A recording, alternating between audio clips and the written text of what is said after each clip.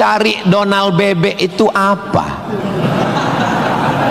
Sampai jam 12 malam masuk ke kamar tidur Maduro, presiden Venezuela, yang lagi sedang tidur di samping istrinya dicomot oleh Donald. Sebenarnya Amerika cuman mencari satu, nyari minyak. Karena Amerika memang adidaya, betul. Amerika memang kaya, betul. Tapi Amerika nggak punya minyak, maka dia mesti ngambil Venezuela. Tapi minyak Venezuela ini juga nggak aman, maka dia perlu minyak yang aset paling besar di dunia. Di mana itu? Iran. Itu enaknya ceramah di Unsri ini, nyambung. Bagaimana saya bilang Iran? Dulu nama presidennya Reza Pahlavi, bisa diatur oleh Amerika, tapi kemudian datanglah pemimpin spiritual namanya Ayatollah Khomeini tahun 79 tahun 80, maka semua perusahaan Eropa, Amerika stop, nggak boleh masuk. Akhirnya dia diembargo selama 46 tahun. Gimana cara dia bisa hidup 46 tahun? Jual minyaknya kemana? Amerika nggak mau beli minyaknya, Eropa juga nggak mau. Kenapa Iran tetap bisa tumbuh? Dia jualnya ke Rusia dan Cina. Ada ilmu khusus yang mengkaji ini. Ilmu apa namanya? Geopolitik. Geo dunia, politik. Jadi politiknya bukan antar pilkada kabupaten, tapi geopolitik dunia. Maka Ayatullah ini mesti digulingkan. Meninggal Ayatullah Ruhollah Khomeini, digantikan penerusnya namanya Ayatollah Ali Khamenei. Khamenei mesti dibunuh karena dialah pemimpin spiritual, maka diserang, akhirnya meninggal. Mereka lupa, Amerika lupa. Dia sangka kalau kepalanya dipotong ini mati. Mereka lupa bahwa Iran pernah berperang 8 tahun dengan Irak. Siapa yang membiayai Irak waktu itu menghantam Iran? Amerika. Siapa yang disuruh menghabisi? Saddam Hussein. Saddam bantai. Sebetulnya itu latihan perang. Maka ketika dihajar, menurut Donald Trump 4 hari saja untuk menyelesaikan Iran. Begitu 4 hari tidak selesai, dia ngajak genjatan senjata. Lalu apa jawab Iran? Kau yang memulai, kami yang mengakhiri. Begitu jantannya. Kalau mau ambil minyak Venezuela, tumbangkan Maduro. Kalau mau ambil minyak Irak, tumbangkan Saddam. Kalau mau ambil minyak Libya, tumbangkan Gaddafi. Maka Gaddafi tumbang, Saddam tumbang, Ayatollah tumbang, Maduro tumbang. Kalau mau ambil minyak Indonesia, nggak ada bawa-bawa Islam. Universitas Sriwijaya, tapi isinya sangat Islami. Mahasiswanya belajar di masjid, mahasiswanya dipisah laki-laki dan perempuan, yang laki-laki di depan, yang perempuan di belakang, sehingga yang mahasiswa nggak bisa melirik mahasiswi, dan mahasiswi pun hanya bisa melihat tengkuk mahasiswa. Jadi nggak akan ada istilah pacaran di dalam masjid, di luar kita nggak tahu. Mudah-mudahan Allah menjaga adik-adik semua. Bagi yang sudah daftar dan lulus belajar di Universitas Sriwijaya, ini nikmat yang terbesar. Syukuri dengan ucapan Alhamdulillahi Rabbil Alamin. Dan kita berterima kasih kepada orang yang mengajarkan kita cara bersyukur dengan berselawat untuknya. Allahumma sholli ala Sayyidina Muhammad wa ala ali Sayyidina Muhammad. Ini kampus luas sekali. Saya tadi dibawa dari sholat Masjid Polda, pergi ke parkir helikopter, lalu saya sebenarnya mau cerita bahwa saya naik heli, itu aja sebetulnya. Iya, kadang orang cerita mutar-mutar substansinya sulit dipahami. Kenapa kita mesti naik heli? Ini kampusnya Ustadz kalau lewat tol lebih kurang 40 menit dari kota Palembang. Kenapa kampusnya mesti jauh? Ternyata di sini ada 700 hektar kampus yang begitu luas, dan di sini tidak hanya manusia, monyet pun jumpa tadi. Jadi kampus itu idealnya memang begitu. Jangan sampai fakultas pertanian nggak pernah megang tanah, beternak ikan di atas kertas. Fakultas peternakan, fakultas perikanan, tapi nggak pernah megang ikan, hanya presentasi makalah. Begitu lulus kerja jadi teller di bank, nggak nyambung. Maka di sini praktek. Tadi saya diberitahu oleh Bapak Ketua HIPMI, Ustadz Somad, ini tempat praktek pertanian. Masya Allah, negara kita ini, kami dari atas tadi, gemah ripah loh jenawi, tongkat dan batu jadi tanaman, hijau untayan katulistiwa, tapi berasnya impor. Kenapa? Padahal tanah begitu luas. Menunggu sarjana-sarjana pertanian dari Universitas Sriwijaya. Begitu. Kenapa enggak kita tanam? Kalau kita tanam otomatis tanah kita berkah. Kalau sudah dia nanam padi, pasti dia malam berdoa sama Allah, tumbuhkan padiku, berkahkan rezekiku, turunkan hujannya. Kalau sudah ditanam, otomatis ekonomi bangkit, orang akan bekerja, otomatis padi tadi akan dibawa ke kilang padi untuk mengupas kulit padi jadi beras. Berasnya diperdagangkan, diniagakan di pasar-pasar hidup. Tapi tidak semua orang mau. Kenapa? Karena dengan import ada fee, ada uang masuk, ada kejahatan, membunuh petani, membunuh pedagang, akhirnya orang dininabobokan. Jadi solusinya apa? Solusinya semua mesti berangkat dari kampus. Kampus apa? Kampus Universitas Sriwijaya. Ustadz beberapa kali nih nyebut Universitas Sriwijaya, dia memang setiap 5 menit sekali disebut. Terus kalau orang belajar di Universitas Sriwijaya ini, Ustadz Somad dapat apa? Saya dapat amal jariah dari alumni-alumni yang membangun Indonesia menuju Indonesia Emas 2045 insyaallah. Universitas Sriwijaya bukan swasta, negeri. Orang berbondong-bondong nasional dari Sabang sampai Papua mau daftar ke sini. Yang sudah lulus alhamdulillah, yang belum lulus berusaha, bertawakal, berdoa, insya Allah. Enggak lulus-lulus, innalillah.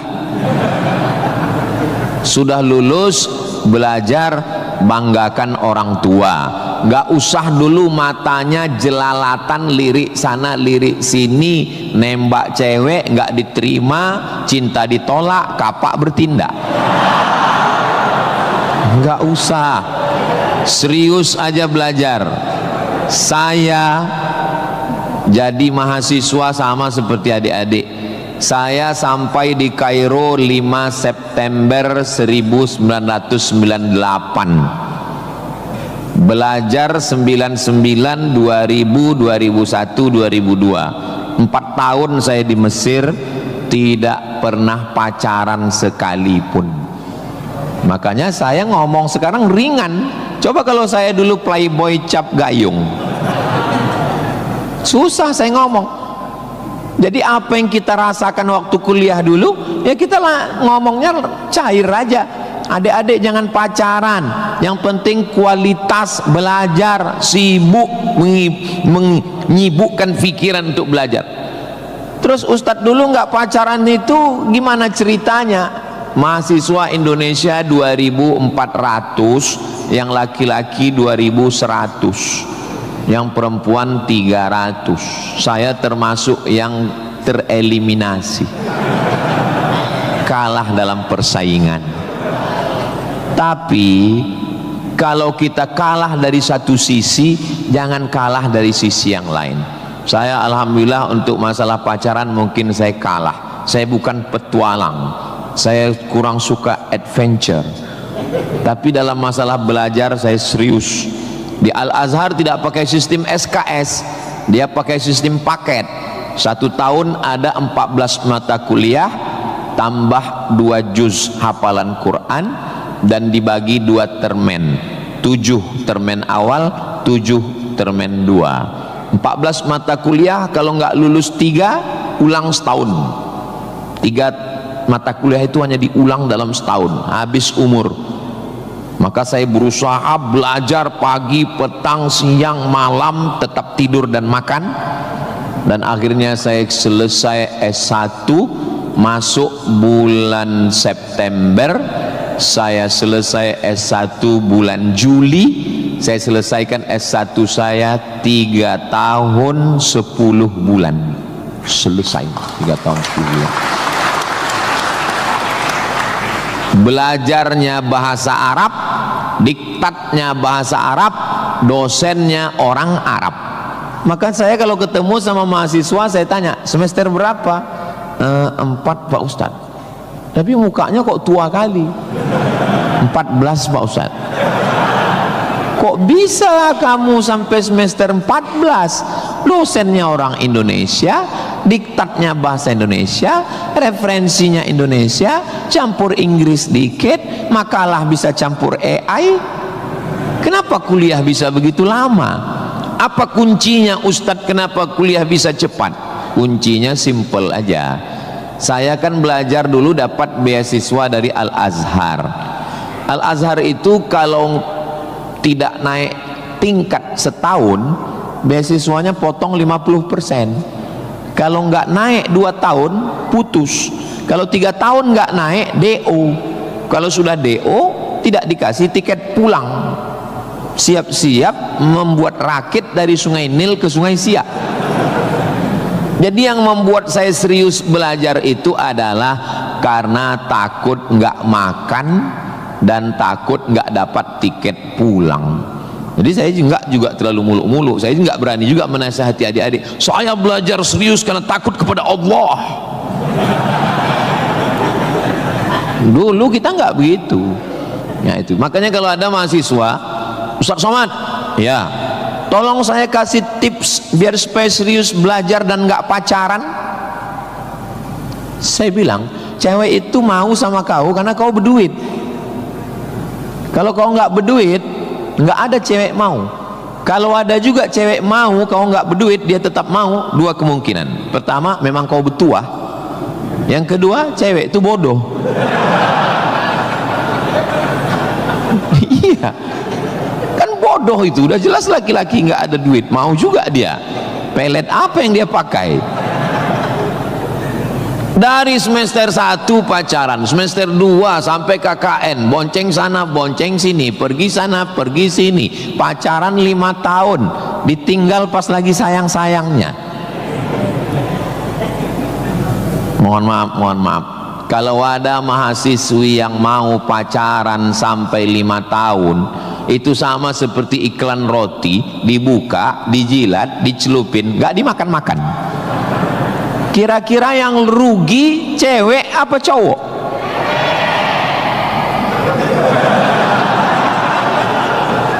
Kalau sudah tahu rugi masih mau pacaran, berarti itu IQ-nya di bawah rata-rata itu. Itu pasti nggak lulus di Unsri itu. Di Universitas Sriwijaya ini orangnya cerdas secara intelektual dan cerdas secara spiritual dan cerdas secara emosional. Cinta, benci, marah, sayang, kecewa, bahagia, itu semuanya adalah emosional.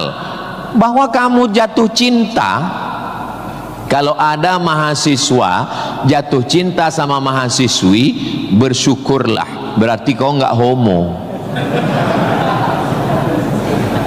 Tapi ketika cintamu itu mengalahkan prestasi studi, ingat, orang tuamu bersusah-susah di kampung, kepala jadi kaki, kaki jadi kepala, dia bertani sawah di kampung. Pagi waktu dia mau pergi ke sawah, masih bisa dibedakan mana bapakmu, mana sapi.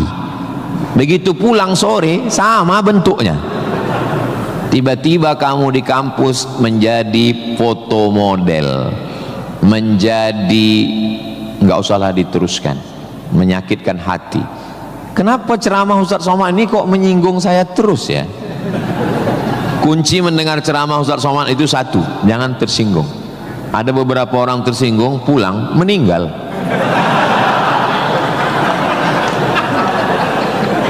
Saudaraku yang dimuliakan Allah, belajar ini seperti pakai kacamata kuda. Jadi waktu belajar dulu pakai kacamata kuda, jangan tengok kanan, jangan tengok kiri, fokus ke depan, tentukan arahmu, maka alam semesta akan membantu. Tentukan targetmu, mana last destination, stasiun terakhir yang mau ditarget mana. Setelah itu langkah kena kakimu, karena kau bertuhan, serahkan pada Allah. Bismillahi tawakkaltu ala Allah, la haula wala quwata illa billah. Ustadz dulu cita-citanya apa? Cita-cita saya selesai S1, habis itu saya S2, habis itu saya S3. Setelah saya doktor, saya mau jadi dosen, dan setelah nanti dapat duit, saya mau membahagiakan orang tua. Cita-cita saya nggak banyak, nggak ada cita-cita saya dulu diundang memberikan kuliah umum ke Universitas Sriwijaya, naik helikopter, nggak ada sama sekali, nggak terpikir di kepala saya, nggak ada terlintas. Cita-cita saya simple, singkat aja. Yang penting kuliah S1, S2, S3, habis itu doktor, jadi dosen, pulang ke kampung, ngajar, membahagiakan orang tua. Makanya waktu saya kuliah di Maroko, saya anak pertama, adik saya anak kedua. Kami cuman berdua, adik beradik, saudara kandung laki-laki dua-duanya. Kata adik saya mau nikah. Saya tunggu kamu pulang selesai S2 di Maroko atau gimana? Saya bilang kau nikah aja duluan, karena aku nggak jelas tanggalnya nih kapan. Pulang pun aku belum tentu nikah. Aku masih banyak cita-citaku. Aku masih selesai S2, aku mau S3, aku mau jadi dosen, aku dapat uang, membahagiakan. Kau kalau mau nikah, nikahlah duluan, jangan terhalang karena aku. Alhamdulillah adik saya menikah duluan. Anaknya sekarang sudah gadis, anak perempuan pertama, dan sekarang sudah belajar di Al-Azhar Kairo Mesir. Jadi kita bagi-bagi, kau bahagiakan dengan ibu punya cucu, dan aku membahagiakan dengan kuliahku. Nah, jadi kalau kita mau kuliah, jangan juga kita halangi adik-adik kita yang mau nikah. Nah, jangan sampai kita mau S2, S3, S teler, S cendol, S doger, S bandung, sampai yang di bawah-bawah ini terhalang, terkendala. Nah, tapi insya Allah adik-adik semua sesuai dengan apa spesialisasi kita. Jangan belajar di tempat yang kita nggak minat, nggak suka, akhirnya kita menderita. Kita udah nggak suka bidang ini, tapi karena terpaksa akhirnya menderita, stres, depresi, mati. Apa yang suka? Ini Pak Ustadz, anak saya ini dari kecil memang saya lihat kemana-mana bawa martil Pak Ustadz. Masuk fakultas hukum, jadi hakim konstitusi. Insya Allah. Nggak lulus Pak Ustadz, jadi tukang. Mohon maaf Pak tukang, jangan tersinggung. Karena masjid ini selesai juga karena ada tukang. Anak saya ini kemana-mana bawa jarum suntik Pak Ustadz, fakultas kedokteran. Nggak lulus, pecandu narkoba. Nah, jadi kemana arah kita? Ustadz Somad dulu biasanya anak itu dari kecil sudah kelihatan itu bakatnya kemana. Saya tanya sama emak saya, aku mak dulu kecil kemana arahku? Kau dulu, kata emak saya, kalau kusuruh beli gula sama beli minyak ke warung, nggak pulang-pulang. Kenapa? Cerita sama orang di warung itu. Cerita. Kalau lagi keluar main, dulu itu kalau masuk kelas, jam istirahat itu dulu namanya keluar main. Bapak Zul gitu juga? Berarti udah tua. Anak sekarang nggak tahu, sebaya kita berarti, sama-sama 28 tahun. Masalah umur ini kan bukan masalah angka, tapi masalah rasa. Saya terus terang, kalau di tempat lain saya ceramah saya merasa tua, tapi di Unsri ini rasa semester 7 ini sekarang. Nah itu, maka saya memang minta itu kepada Ustadz Kemas Ali, tolong kalau saya datang ke Sumatera Selatan, 5 unsur mesti tercapai. Saya ada ceramah di kantor, alhamdulillah tadi sudah di kantor polisi. Tolong bawa saya ceramah di tanah lapang, tablik akbar supaya semua masyarakat dapat. Yang ketiga, ceramah di masjid supaya ada pengajian yang betul-betul ngaji, biasanya subuh. Yang keempat adalah ceramah di spesialisasi, kadang ceramah di IDI, Ikatan Dokter Indonesia, ceramah di PERADI, Persatuan Advokat Indonesia, kemudian satu lagi di kampus. Kenapa saya minta kampus? Karena kampus ini masa depan. Kalau panti jompo itu masa lalu. Ustaz jangan disebut jompo, kami di sini ada juga yang tua. Saya tidak ada melihat orang tua di sini. Ini hanyalah anak-anak muda yang terjebak di tubuh yang tua. Nah, jadi sebetulnya masalah tua dan muda itu adalah masalah semangat dan perasaan. Kalau semangatnya muda, perasaannya muda, maka disebut dia dengan sumpah pemuda. Padahal yang bersumpah itu orang tua. Tapi karena dia semangat, memang luar biasa Masjid Nabawi Unsri ini. TV-nya 4 di kiri, 4 di kanan. Luar biasa katanya. Kadang kita ceramah di beberapa masjid itu kecil aja TV-nya. Ini sampai 4. Ini menunjukkan anggaran untuk kampus ini memang hebat. Itu luar biasa. Jadi kalau ada orang mengatakan bahwa Sumatera Selatan itu bawahnya itu banyak emas, memang datanglah ke Unsri, memang terbukti atapnya pun emas. Nggak salah itu Pak Ketua HIPMI, memang banyak emas yang perlu digali di Sumatera Selatan ini, dan Unsri sudah mewujudkannya di atas. Siapa yang bisa melakukan bukan eksploitasi, tapi menggali potensi yang ada di alam ini, itu adalah mahasiswa.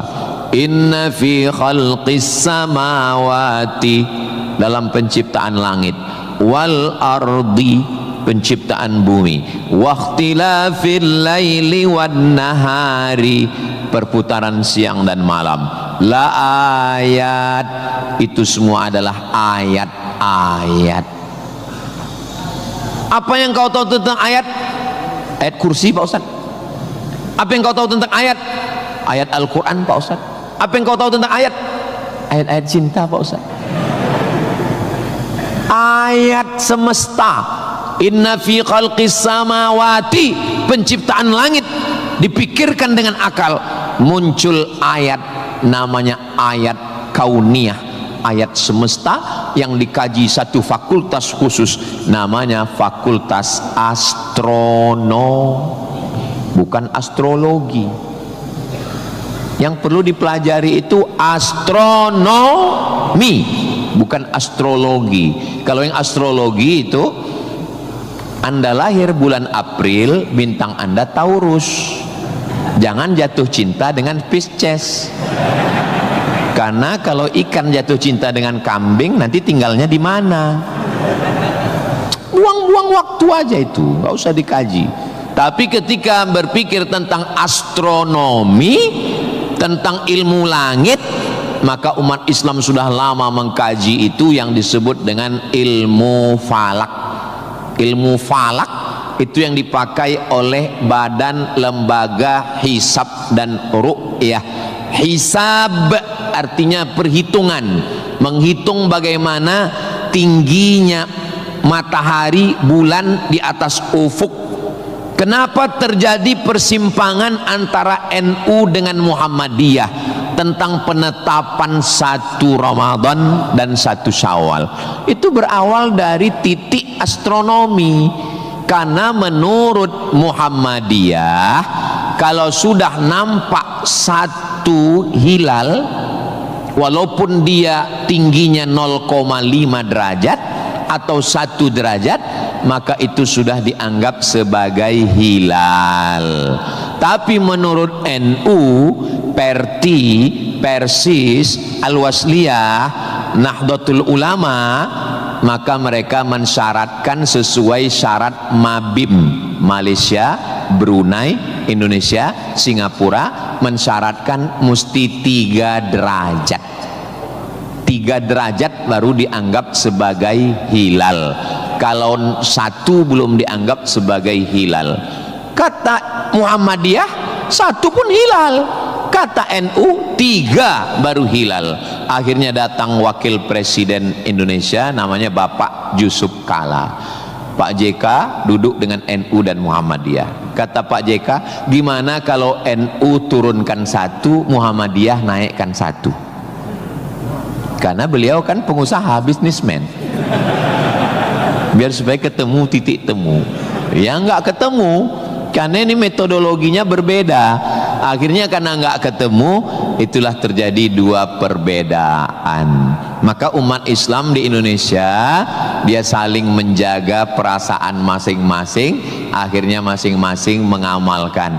Yang 1 dengan 1 derajatnya, dengan 0,2-nya, yang 1. Dan nanti akan terulang lagi pada tanggal 20. Pada tanggal 19 hari Kamis 19 Maret itu nanti satu Indonesia akan mengeluarkan teropong untuk melihat astronomi, apakah nampak anak bulan atau tidak. Di Riau itu teropongnya dibeli dulu harganya 50 juta. Sejak dibeli sampai sekarang nggak pernah nampak hilal. Ustaz kok tahu? Teman saya kebetulan salah satu yang bekerja di situ. Dia pernah posting gambar di teropong. Saya tanya, apa yang nampak? Dibilangnya gaji 13 katanya.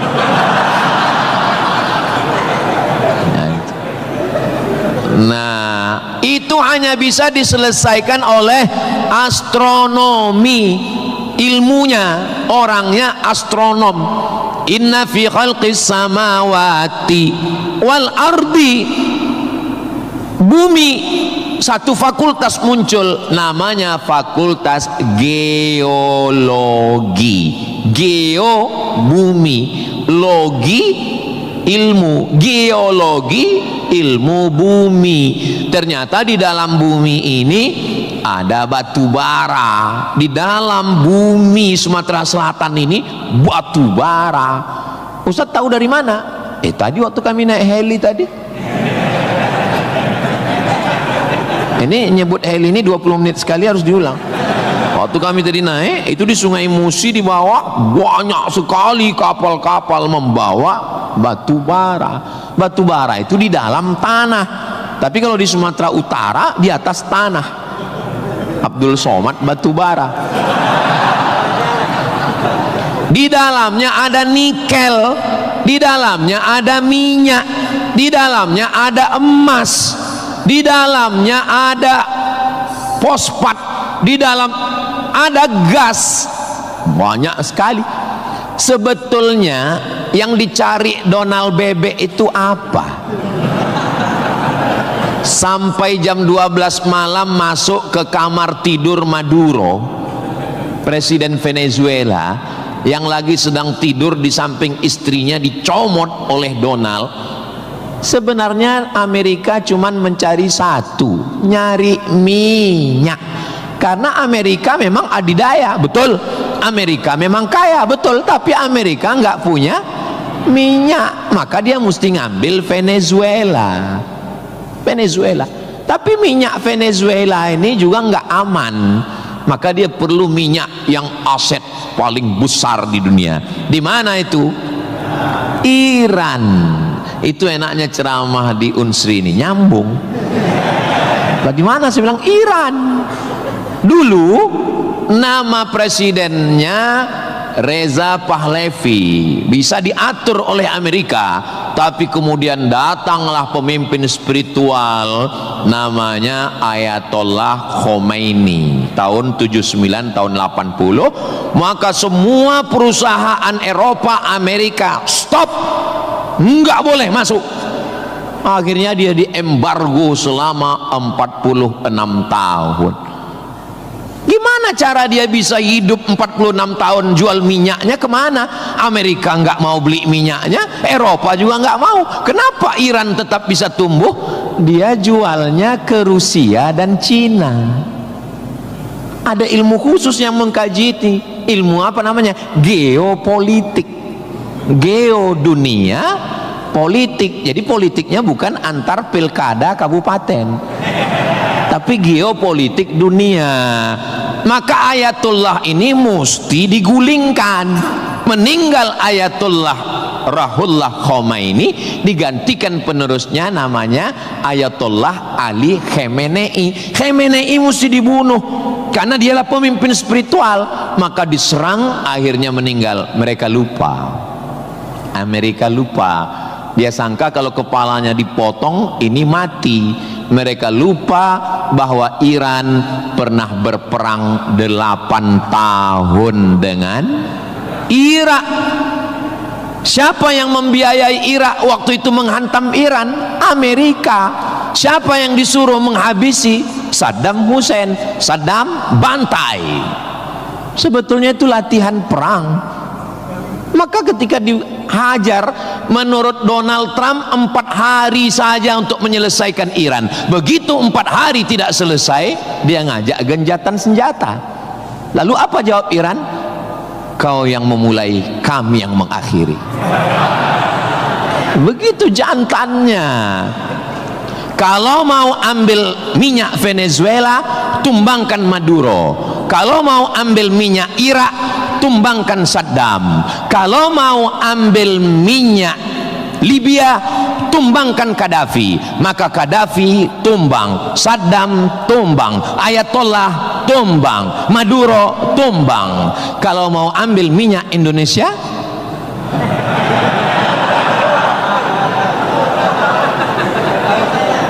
saudaraku yang dimuliakan Allah Subhanahu wa ta'ala, itulah hebatnya. Jadi adik-adik saya ajak 2 SKS kuliah geopolitik. Kenapa untuk mengambil minyak Venezuela mesti ditumbangkan Maduro? Kenapa untuk mengambil minyak Baghdad Saddam mesti ditumbangkan? Kenapa untuk mengambil minyak Libya Gaddafi mesti ditumbangkan? Kenapa Indonesia nggak ada yang ganggu? Karena di Indonesia nggak tumbang pun minyaknya udah dapat. Saudara yang dimuliakan Allah Subhanahu wa ta'ala, sebetulnya dulu nggak tahu adik-adik belajar sejarah gimana, tapi kalau saya dulu belajar sejarah, Belanda datang ke Indonesia ingin mencari rempah-rempah, kayu manis, buah pala, merica, ketumbar. Kita pun waktu itu bingung, nanya sama guru SD, ya, Belanda kesini naik kapal kayu jauh-jauh dari Amsterdam, 3 bulan naik kapal cuman mau cari rempah. Iya katanya. Sekarang baru kita tahu, mereka bukan nyari rempah, nyari minyak, Ini udah di kapling-kaplingnya. Papua emas, Sulawesi nikel. Ada satu pulau namanya Pulau Emas, Swarna Dwipa. Swarna Dwipa artinya pulau emas, nama lain dari Sumatera. Dulu ketika Portugis, ada satu negara namanya Portugal. Orangnya namanya Portugis. Portugis dengan Portugal itu sama, cuman beda nama negaranya Portugal, orangnya Portugis. Portugal itu bukan persatuan orang tua gatal. Mereka inilah yang datang untuk mengambil cengkeh ke Tidore dan Ternate, Sumatera, Kalimantan, Sulawesi. Antara Sulawesi dan Papua ada kerajaan kecil Tidore dan Ternate.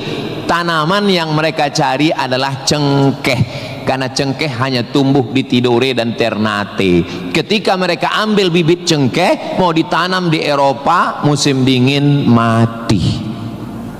Indonesia ini potensinya luar biasa. Tidak ada negara miskin, yang ada adalah negara salah kelola. Ustaz sedang bicara Indonesia? Tidak, negara kita kaya. Saya bicara tentang Konoha. Maka saya tidak pernah pesimis, saya selalu optimis. Makanya walaupun ini bulan puasa, lapar, tapi suara saya menggelegar kan? Karena saya di kampus Unsri, maka saya semangat. Tapi seandainya ceramah siang jam 2 habis khutbah Jumat ini bukan di Unsri, tidak begini isi ceramah saya. Paling saya, marilah kita banyak ingat mati. Ini bulan Ramadan, mari kita banyak-banyak beristighfar, kita mengejar Lailatul Qadar. Tapi saya sedang bicara tentang masa depan. Saya bicara dengan mahasiswa, mereka yang akan melanjutkan tongkat estafet perjuangan ini. Saya yakin dan percaya bidang pertanian sudah, peternakan sudah, geopolitik mereka sangat paham, dan masalah spiritual batinnya mereka dididik di dalam Masjid Nabawi. Mereka diingatkan tentang 3. Adik-adik belajar agama ini nggak usah repot, nggak usah ribet, nggak usah jelimet. Yang penting di dalam hati itu ada 3. Pertama, akidah. Wujud qidam baqa mukhalafatu lil hawadisi qiyamuhu binafsihi wahdaniyah qudrat iradat ilmun sama basar kalam sifat 20. Ini akidah kita Imam Abul Hasan Al-Asy'ari. Yang kedua, setelah akidahnya mantap, dia mau beribadah. Di mana caranya beribadah? Rukun, syarat, wajib, sunnat. Inilah yang kedua, namanya fikih. Belajar fikih solat, belajar cara wudhu, cara tayamum yang membatalkan solat. Tapi dua-dua ini nggak ada maknanya. Ibadahnya nggak bermakna, akidahnya nggak bermakna kalau tidak ada yang ketiga.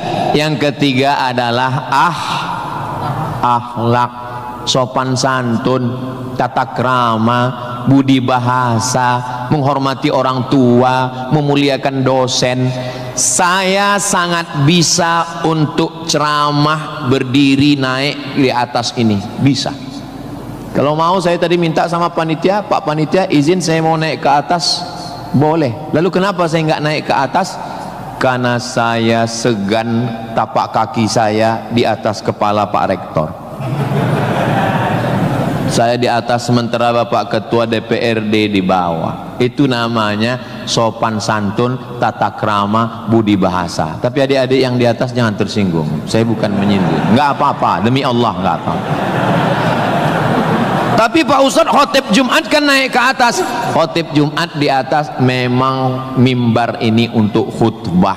Mimbar Nabi itu tangganya cuma 3. 1, 2, 3. Maka kalau definisinya lebih dari yang dibuat Nabi adalah bid'ah, inilah mimbar yang bid'ah. 1, 2, 3, 4, 5, 6, 7, 8. Mimbar Nabi cuma 3. Sekarang orang belajar agama bukan mau menggali potensi agama, tapi hanya cukup dengan 5 jari. Jika tidak ada zaman Nabi, bid'ah. Apa ini? Subhanallah, sangat luar biasa tausiah yang disampaikan oleh guru kita Al-Ustaz Abdul Somad.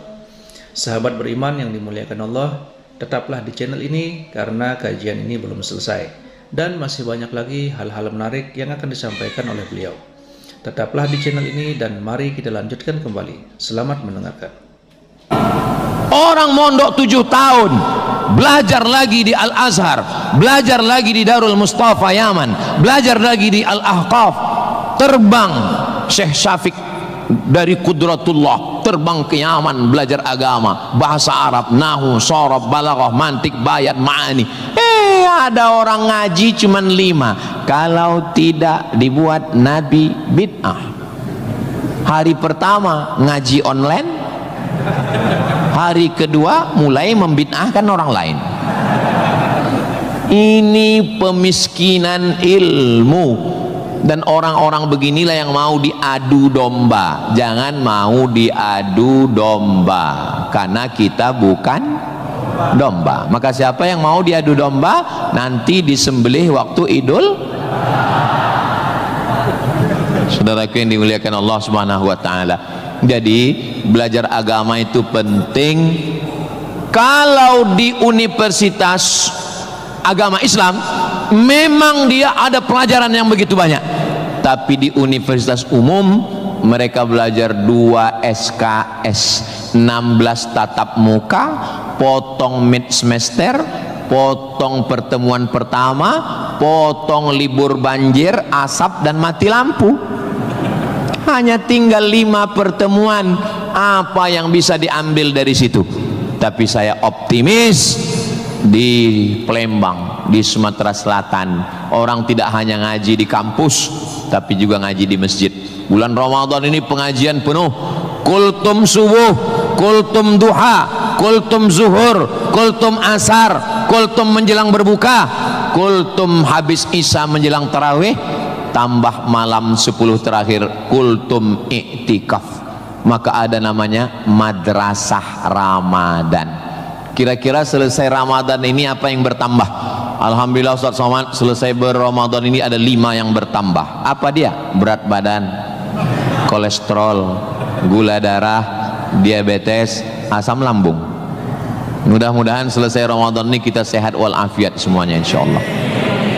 Ustaz Somad ceramahnya jangan lewat dari jam 2.30. Kenapa? Karena kalau lewat Ustadz ditinggalkan helikopter. Begitu arahan tadi. Saya sebetulnya mau berlama-lama dengan adik-adik sekalian, karena saya nyaman ceramah di Unsri ini. Tapi apalah daya, memang sedap makan ikan gulama, dimakan sambil nonton Harry Potter. Saya tidak bisa berlama-lama karena takut ditinggalkan helikopter. Itulah yang dapat saya sampaikan pada kesempatan yang baik dan mulia ini. Adapun tepuk tangan yang kurang semangat saya maklum karena lapar semuanya. Kepada Bapak Rektor dan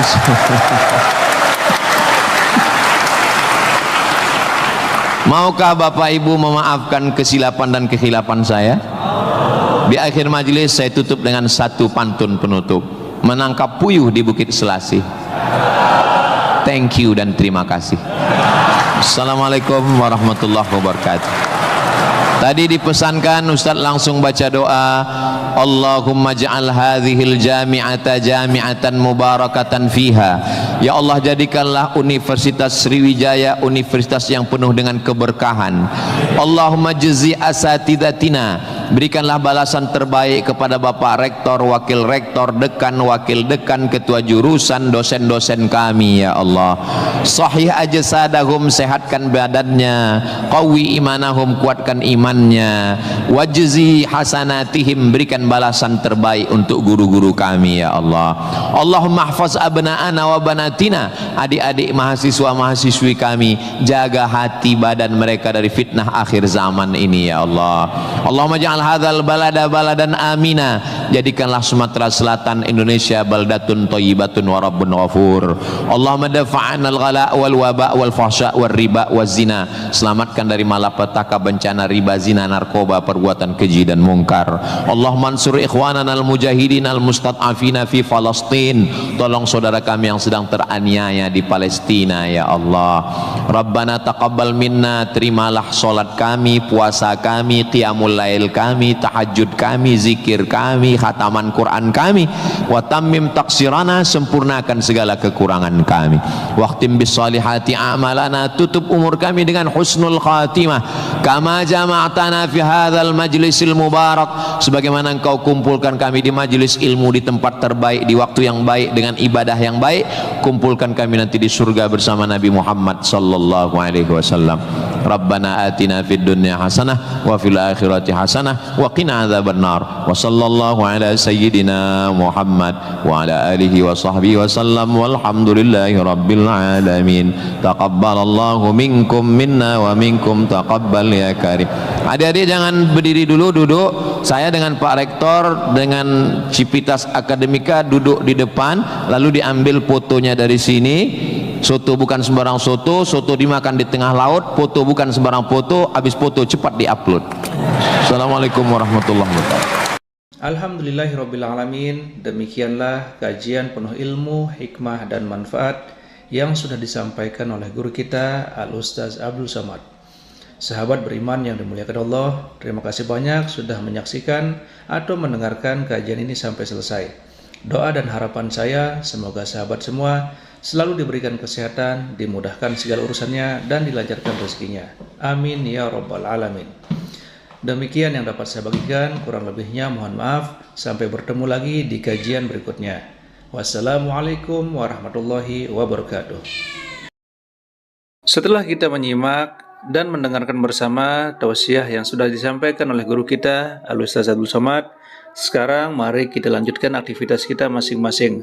Semoga apa yang sudah disampaikan oleh beliau menjadi ilmu yang bermanfaat dalam kehidupan kita sehari-hari. Amin ya rabbal alamin. Doa dan harapan saya semoga sahabat semua selalu diberikan kesehatan, kesuksesan, dan dilancarkan semua urusannya. Sampai bertemu lagi di kajian berikutnya. Wassalamualaikum warahmatullahi wabarakatuh. Assalamualaikum warahmatullahi wabarakatuh.